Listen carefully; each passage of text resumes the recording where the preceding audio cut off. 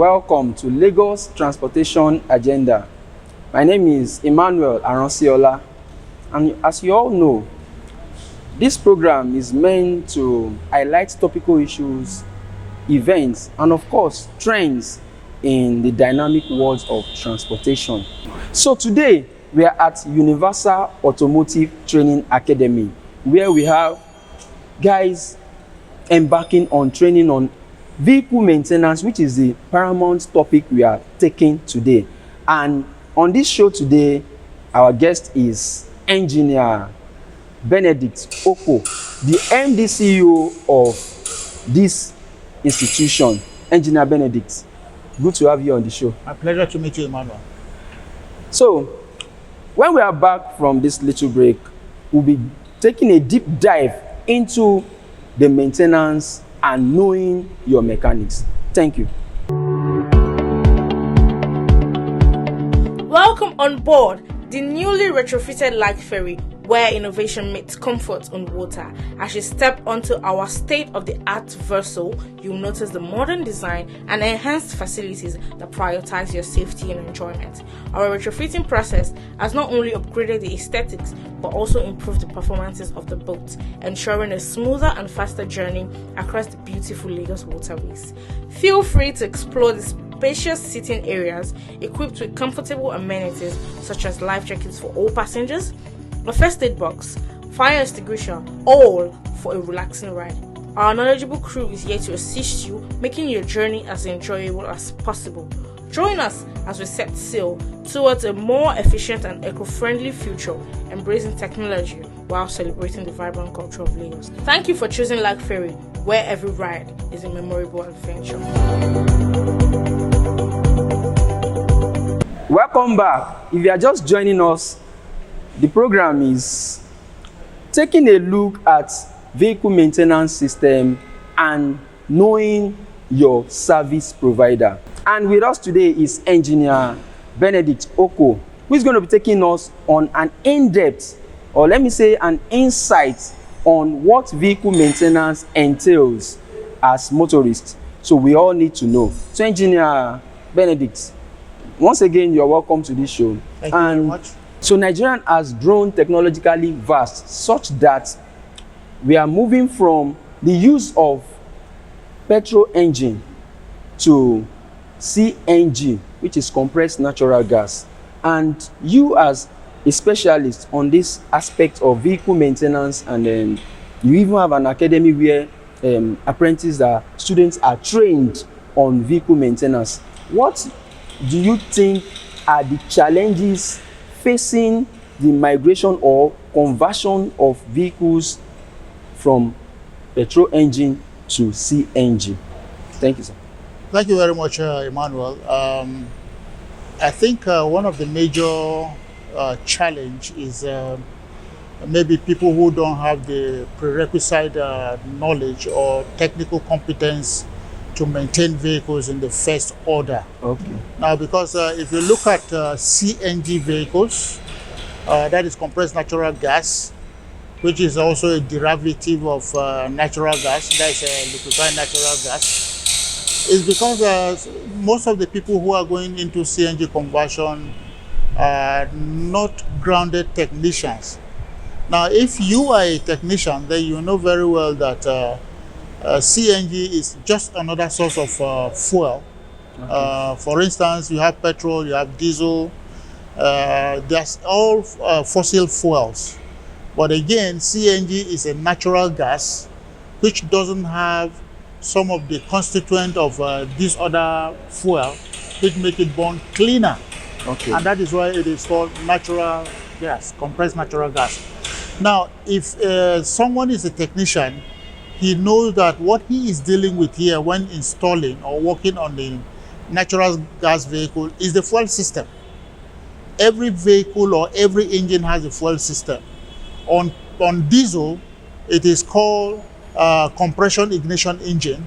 Okay. Because it doesn't use spark to ignite the air-fuel mixture. Okay. Now, on a petrol engine, it is known as a spark ignition engine, because it needs spark to ignite the air-fuel mixture. Okay. The same thing happens with CNG. which is compressed natural gas, you need spark to ignite the gas to cause combustion.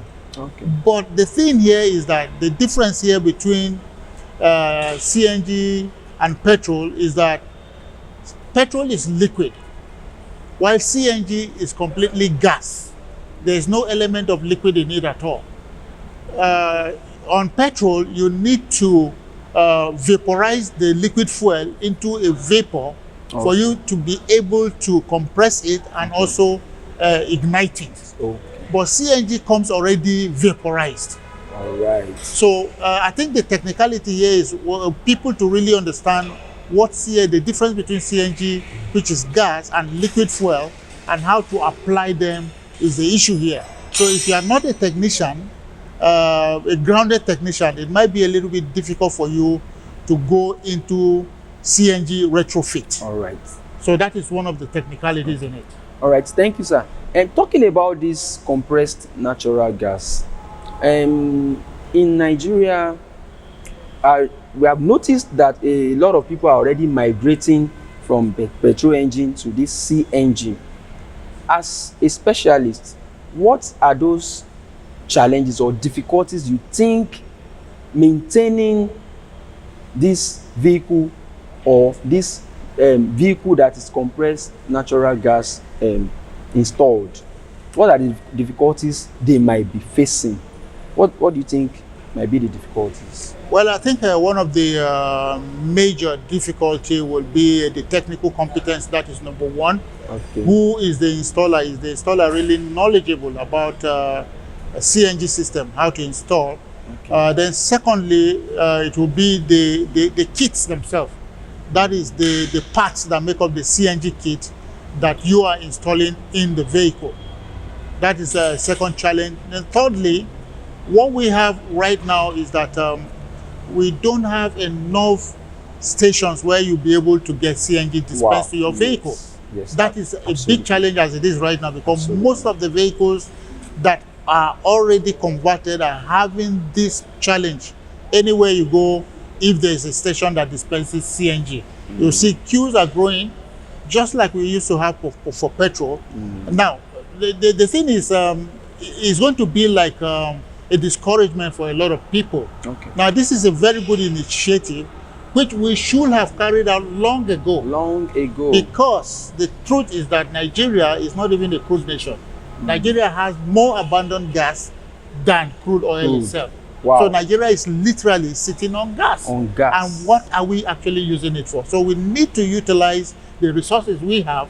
And by the time we're doing that, you can see that the price of crude itself, or the demand for it locally for our local consumption and even domestic use will drive down, because most people who have their generators are either running on petrol or running on diesel. So in other words, you are saying the federal government should look into making provisions for outlets Exactly. where CNG Exactly. I think the more CNG stations we have, the more is going to be to the advantage of the ordinary citizens. Fantastic. Of this country. So talking about this issue of CNG machines or vehicles, or even generator or whatever machines we are using it for, what advice do you have for like all these local transporters, like all these commuters, commercial drivers on the road? Many of them are of this fear or phobia of, I don't want to use it, it might explode or what have you.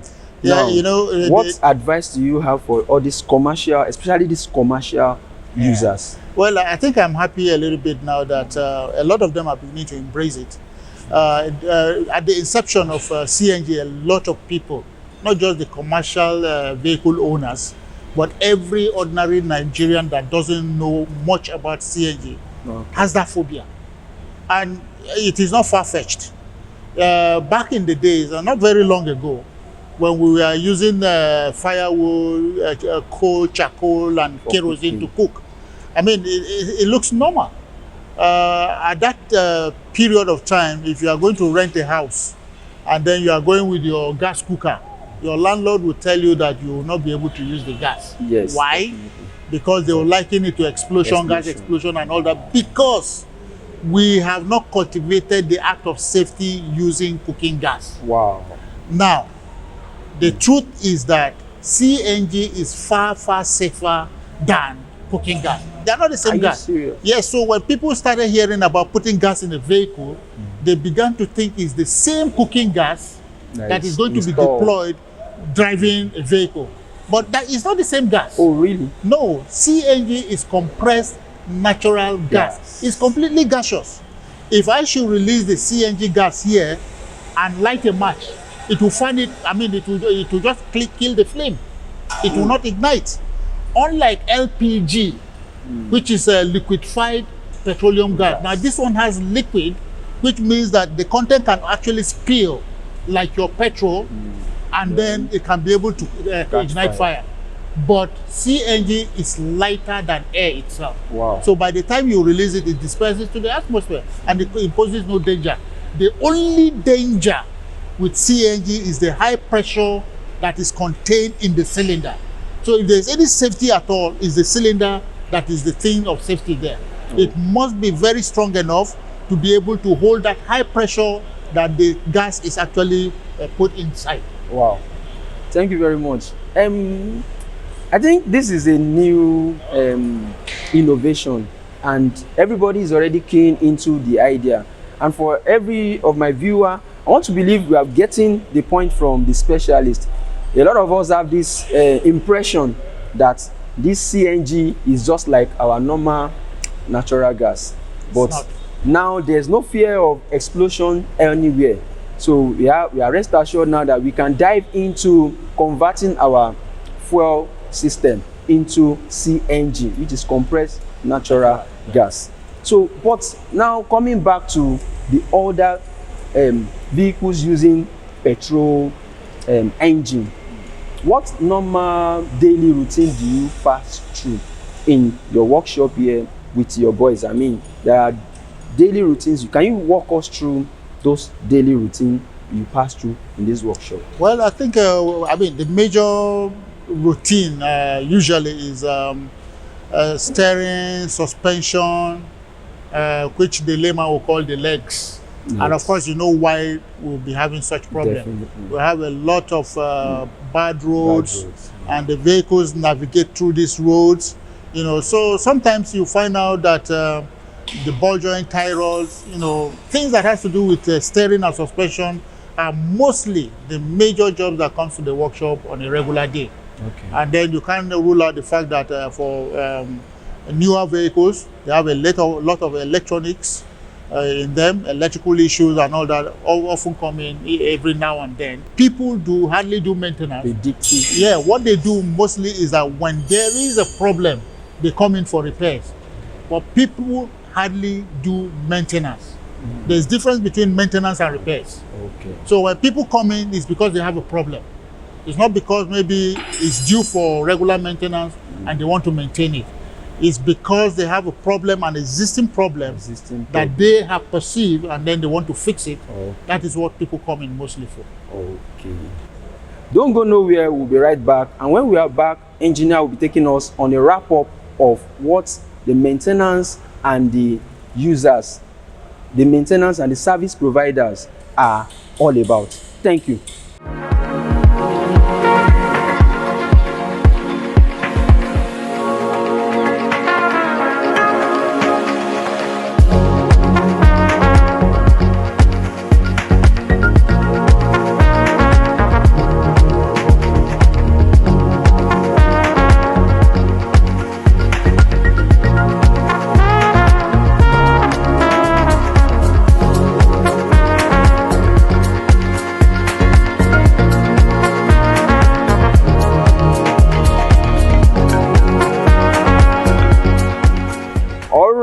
You are welcome back. If you are just joining us, this is Lagos Transportation Agenda, and today the topic we are treating is maintenance system of our vehicles, and of course knowing your service provider. And with us today is engineer Benedict Okoh. Now, still on the topic, engineer, I want to believe there are systems or procedures you use in diagnosing vehicles when they come around. Can you just give us an insight of what procedure or diagnostic system you use in attending to a majority of these challenges? Thank you very much. You know, modern automotive maintenance has actually changed over the years. Unlike, let's say about 2 or 3 decades ago, we are left with just manual inspections and checks because most of those vehicles are actually purely mechanical contraptions. But today you have vehicles that are, let me say, about 98% computers, and then maybe 2% mechanical. And in some cases, you might even have them up to 99, because when you are talking about electric vehicles, you see that the majority of all the components are actually electronics. Now, how will you be able to diagnose such vehicles if you don't have a diagnostic computer that will be able to do the job for you? Because there's no way you'll be looking at a vehicle that is run on computers or by electronics and be able to pinpoint the problem, except if the problem is mechanical, like you're having suspension or steering related problem or anything that has to do with the wheels. Okay. But when it comes to critical components of the vehicle, there's no way you'll be able to tell if you don't have a diagnostic computer. So majorly today in automobile repairs, we rely more on diagnostic computers. Before we carry out any job, when a vehicle comes in, if it is not anything like any of the mechanical things like maybe steering, suspension, and even suspension these days are electronics. Yeah, because when you're talking about pneumatic systems and so on, hydraulics, yes, they are computers. Except maybe base vehicles that have just pure suspension system. Oh, those are the ones that you can just say, okay, let me just do manual inspection to be able to tell. Okay. But when modern vehicle comes in, you must use a computer to run diagnosis on it, and then also take the owner of the vehicle or the driver information as what they perceive.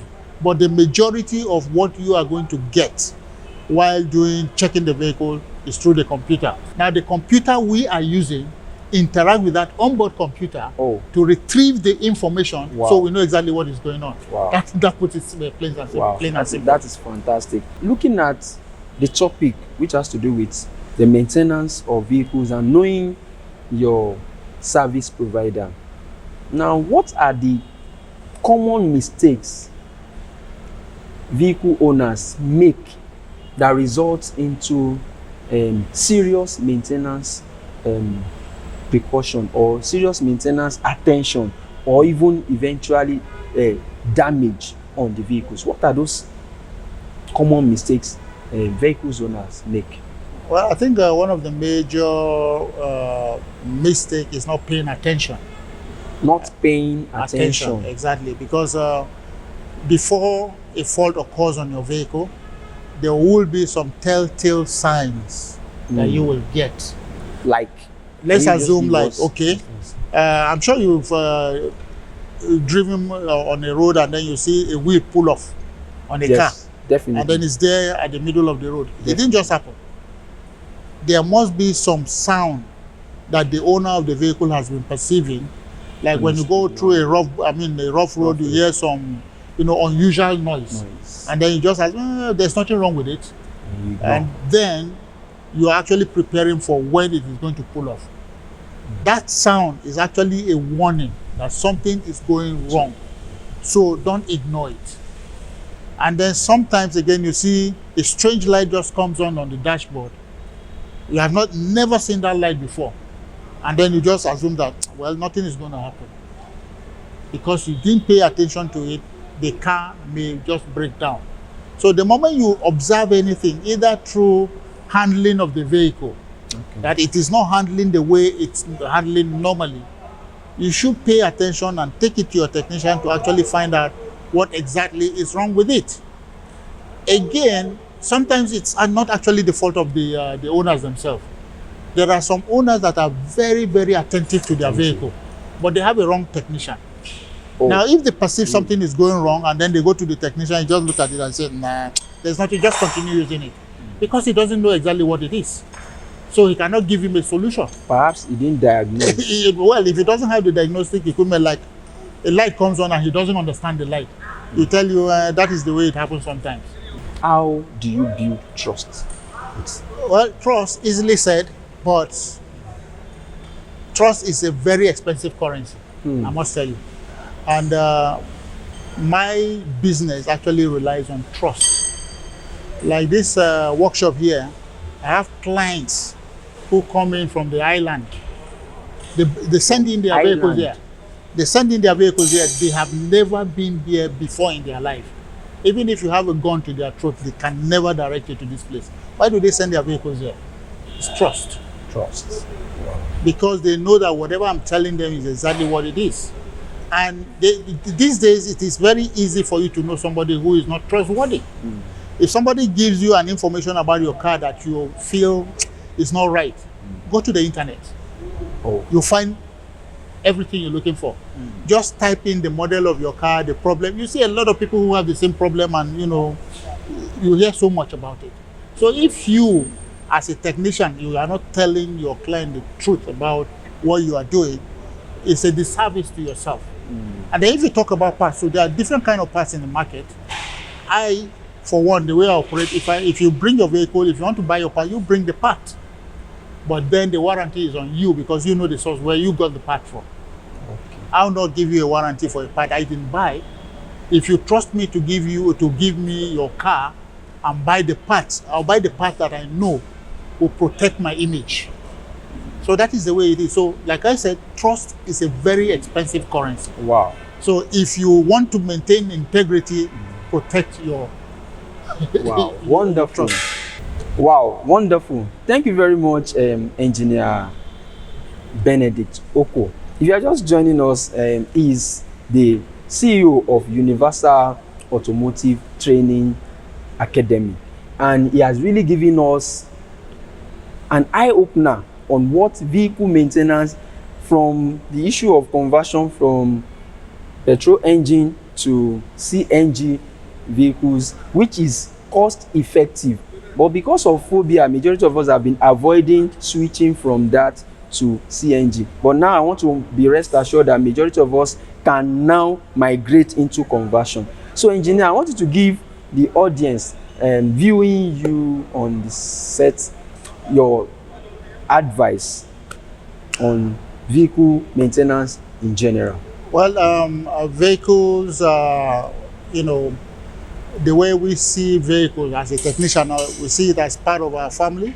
If you treat your vehicle nicely, it's also going to serve you very well. So pay attention to your vehicle. I know times are hard and all that, but don't neglect any warning sign that you get on your car, because if you don't maintain it properly, there's tendency for it to fail, and some failures will actually lead to injury. So it is best to keep your car, maintain it properly, and then it will serve you well. Fantastic. Engineer Ben, thank you very much for this wonderful advice, and it is nice having you on the show once again. And for the viewers, I want to believe we have been able to learn that our vehicle is a member of our family, and the way you treat it is the way you enjoy it. So with this, we have come to the end of this edition of Lagos Transportation Agenda. Don't forget to join us next week on same station. And I'm Emmanuel Aransiola. See you next week.